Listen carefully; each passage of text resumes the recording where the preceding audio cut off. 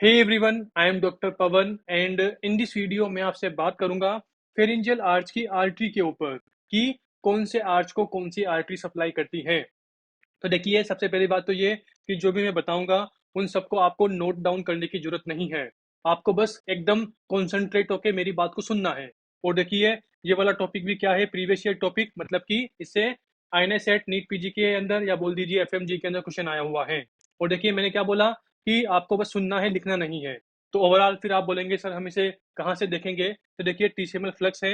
मैं वीडियो के लास्ट में बता दूंगा कि आपको ये पूरा का पूरा कंटेंट कहाँ मिलेगा, जो भी मैं आपको वीडियो में दिखा रहा हूँ। ओके, तो आते हैं मेन पॉइंट पर। तो देखिए, जो फेरिंजियल आर्च होते हैं ना, इससे रिलेटेड तीन टर्म होती हैं, मतलब कि आप थ्री टर्म में कंफ्यूज हो सकते हैं। तो देखिए, नंबर वन टर्म क्या है, pharyngeal cleft. Number second, pharyngeal arch. Number third क्या है, फेरिंजियल पाउच। ओके, तो देखिए क्लेफ्ट के अंदर क्या आ रहा है, सी आ रहा है। तो ओवरऑल जो एक्टोडर्म है, इसके अंदर भी क्या आता है, सी आता है। Overall pharyngeal cleft, this is originate from endoderm, sorry ectoderm. उसी के साथ देखिए फेरिंजियल पाउच, पाउच में क्या आ रहा है, यू आ रहा है। और जो यू है, अगर आप इसे 180 डिग्री टिल्ट कर दो तो यू का क्या बन जाएगा, एन बन जाएगा। तो ओवरऑल एंडोडर्म, एंडो में मतलब एन आ रहा है। तो ओवरऑल फेरिंजियल पाउच यानी कि एंडोडर्म के बने होते हैं। और एक्टोडर्म की बात कर ली, एंडोडर्म की बात कर ली, तो अब क्या बचा, मीजोडर्म बचा। मतलब कि जो फेरिंजियल आर्चेज होते हैं, ये मीजोडर्म के बने होते हैं। आई होप आप मेरी बात समझ रहे होंगे। एंड अब हम आते हैं हमारे मेन पॉइंट, यानी कि फेरिंजियल आर्च के ऊपर। तो देखिए, आप टोटल 6 फेरिंजियल आर्चेज रीड करते हैं, और जो फिफ्थ फेरिंजियल आर्च होता है, ये क्या हो जाता है, रेमिनेंट हो जाता है। मतलब कि जैसे जैसे डेवलपमेंट होता है, तो फिफ्थ फेरिंजियल आर्च गायब हो जाता है।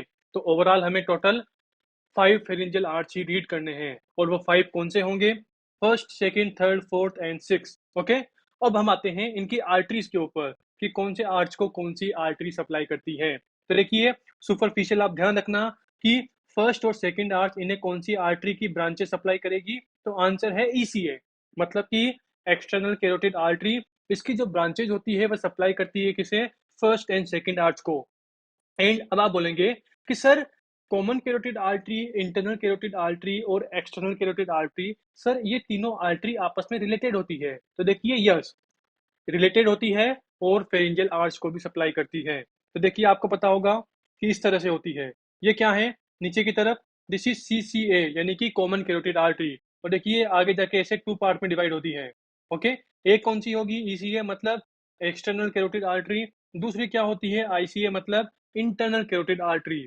तो देखिए, मैंने ईसीए का क्या बताया कि ईसीए की जो ब्रांचेज होती है वो सप्लाई करती है first and second pharyngeal arch को।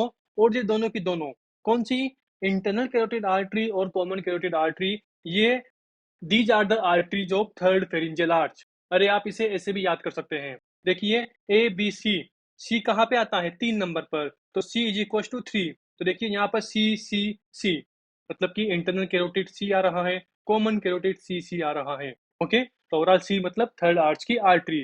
तो देखिए, मैंने यहाँ वही लिख रखा है, ये देखिए, C C A, common carotid artery, internal carotid artery, both are the arteries of third pharyngeal arch. तो देखिए, थर्ड की मैंने पूरी बात कर ली। अब आते हैं फर्स्ट एंड सेकंड पर कि ईसीए की कौन सी ब्रांचेस सप्लाई करती हैं। तो देखिए, कॉमन सी बात है भाई, आपको पहले ईसीए की ब्रांचेज आनी चाहिए, तभी आप फेरेंजियल आर्च के अंदर उसे अप्लाई कर सकते हैं। तो देखिए, ईसीए की ब्रांचेज मतलब कि एक्सटर्नल कैरोटिड आर्टरी की ब्रांचेज, इस पर डिटेल वीडियो टीसीएमएल पर अपलोड हो गई है। आपको गूगल पर क्या, सॉरी, आपको यूट्यूब पर क्या सर्च करना है, ईसीए ब्रांचेज, और बाद में लिख देना टीसीएमएल, तो आपको हमारी वीडियो मिल जाएगी। ओके, तो देखिए उस वाली वीडियो के अंदर मैंने क्या बताया था कि ईसीए की टोटल 8 ब्रांचेज होती है, टोटल 8 ब्रांचेज होती है। और इन 8 ब्रांचेज को हम 4 पार्ट के अंदर रीड करते हैं। मतलब कि निमोनिक क्या बनेगा, ए आई पी एम टी। अरे यार, पहले क्या चलता था, ए आई पी एम टी, उसके बाद अभी क्या चलता है, नीट यूजी।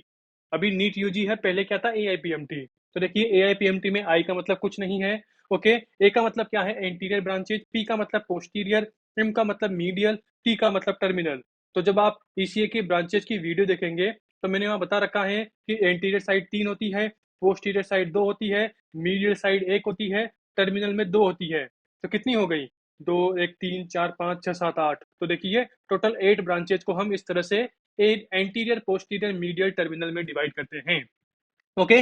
और देखिए मैंने ईसीए की थोड़ी सुपरफिशियल बात कर ली, और अब आप थोड़ा आइए लोकेशन पर, कि जो ये आर्चेज होते हैं और जो आर्टरीज होती है, ईसीए की ब्रांचेज होती है, इनका अरेंजमेंट किस तरह से होता है। मतलब कि जो फर्स्ट आर्च है ना, ये सबसे ऊपर मिलेगा, उसके जस्ट नीचे क्या मिलेगा, सेकंड आर्च, उसके जस्ट नीचे थर्ड आर्च, उसके जस्ट नीचे फोर्थ आर्च, पांचवा होता ही नहीं, और उसके जस्ट नीचे क्या मिलेगा, सिक्स आर्च। तो इस तरह से ऊपर से नीचे 1 to 6 आर्च अरेंज होते हैं। एंड ईसीए का आपको पता होगा कि लेकिन यहाँ पर आर्थ्रोपोवोटा होती है, देन कॉमन कैरोटिड निकलती है, कॉमन कैरोटिड से निकली एक्सटर्नल कैरोटिड आर्टरी यानी कि ईसीए, और फिर ईसीए ऐसे ऊपर की तरफ जाएगी और फाइनली दो पार्ट में डिवाइड होगी। टू पार्ट मतलब टर्मिनल ब्रांचेज, और उनका नाम क्या होता है, maxillary artery and superficial temporal artery. तो देखिए यहाँ मैंने लिख रखा है superficial temporal artery, maxillary artery. तो फाइनली जो ईसीए है ये दो आर्टरीज में डिवाइड हुई, तो ओवरऑल ये टर्मिनल ब्रांचेज कहाँ मिलेगी, सबसे टॉप पे मिलेगी। तो देखिए सबसे टॉप पर क्या मिलेगी, टर्मिनल ब्रांचेज। एंड उसी के साथ देखिए मैंने बोला कि आगे भी ब्रांच देगी, पीछे भी ब्रांच देगी। तो देखिए एंटीरियर साइड कौन सी है, सुपीरियर थायराइड आर्टरी। और भी होती है, मतलब कि ये तीनों के तीनों facial, lingual, anterior, superior thyroid artery, all three are anterior.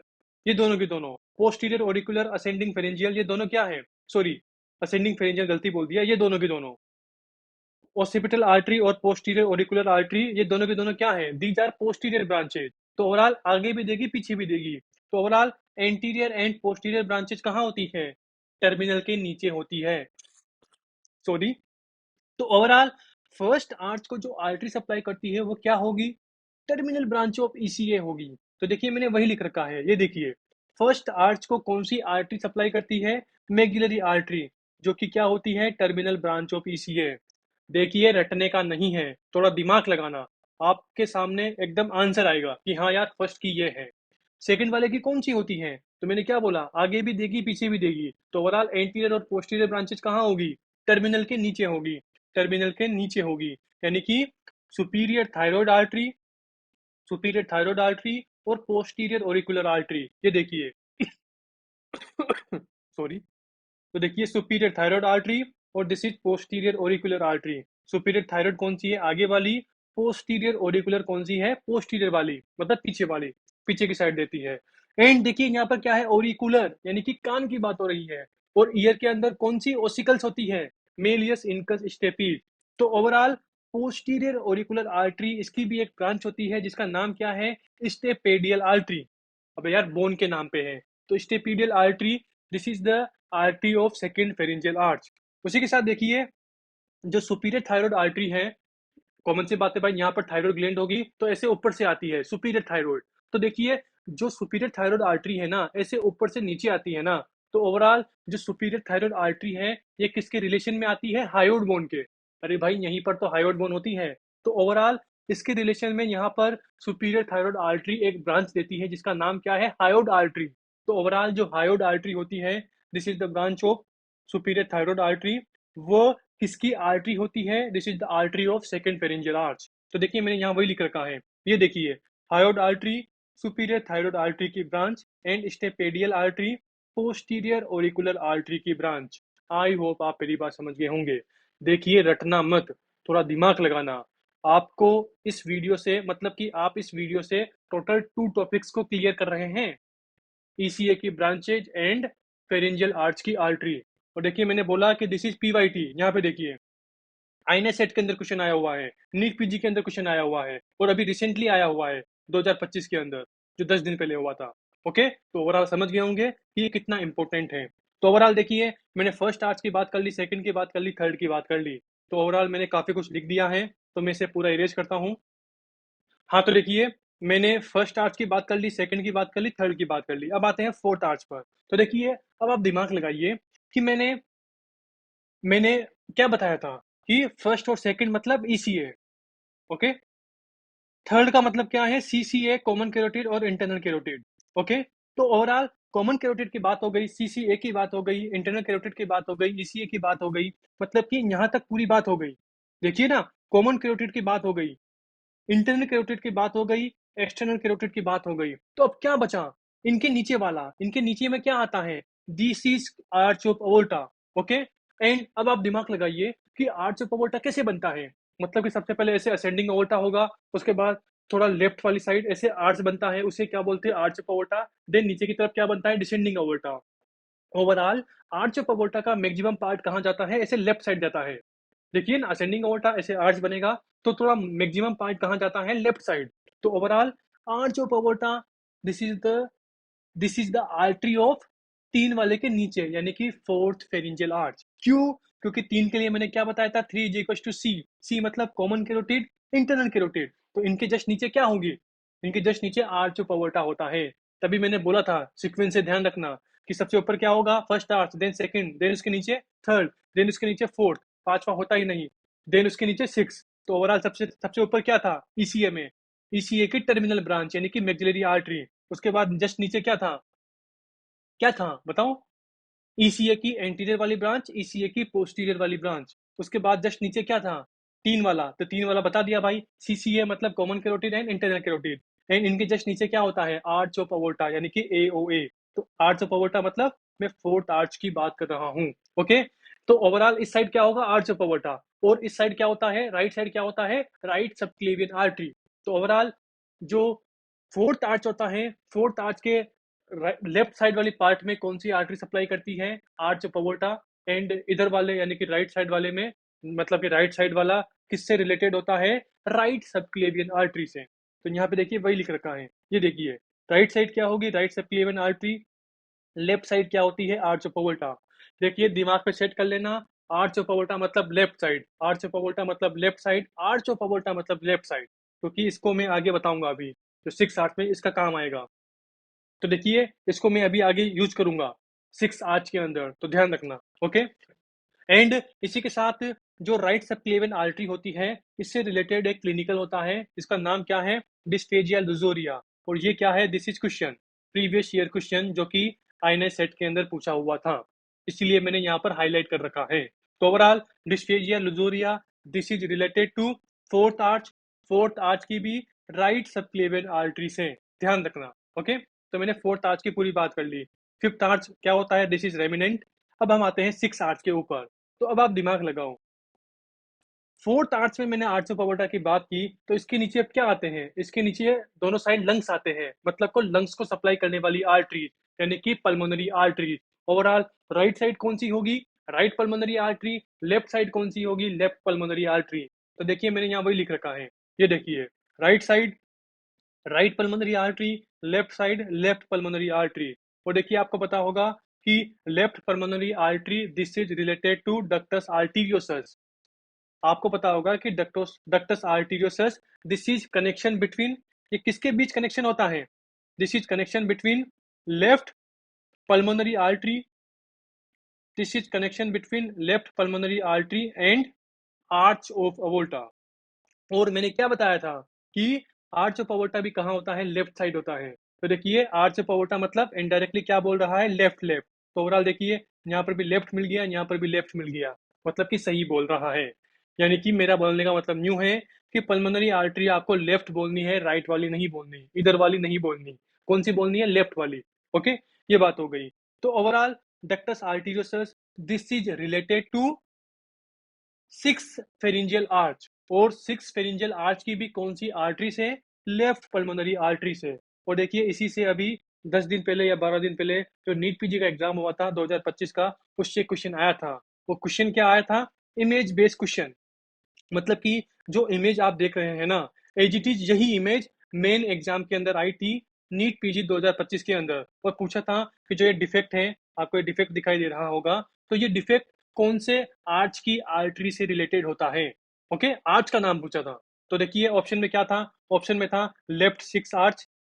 Okay, एक था राइट सिक्स्थ आर्च। ओके, एक था लेफ्ट फोर्थ आर्च। और अज्यूम कीजिए कि एक क्या था, राइट फोर्थ आर्च। तो बताओ ये वाला डिफेक्ट कौन से आर्च से रिलेटेड है। तो देखिए कॉमन सी बात है भाई, मैंने क्या बोला, दिस इज, ये क्या है, दिस इज डक्टस आर्टीरियोसस।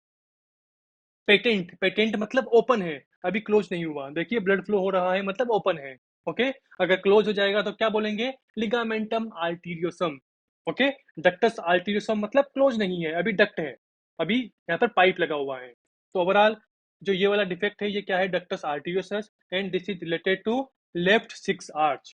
देखिए यहाँ पर मैंने क्या बताया था, ये रहा। लेफ्ट 6 आर्च, देखिए ना, लेफ्ट पल्मोनरी आर्टरी यानी कि लेफ्ट साइड के 6 आर्च से रिलेटेड है।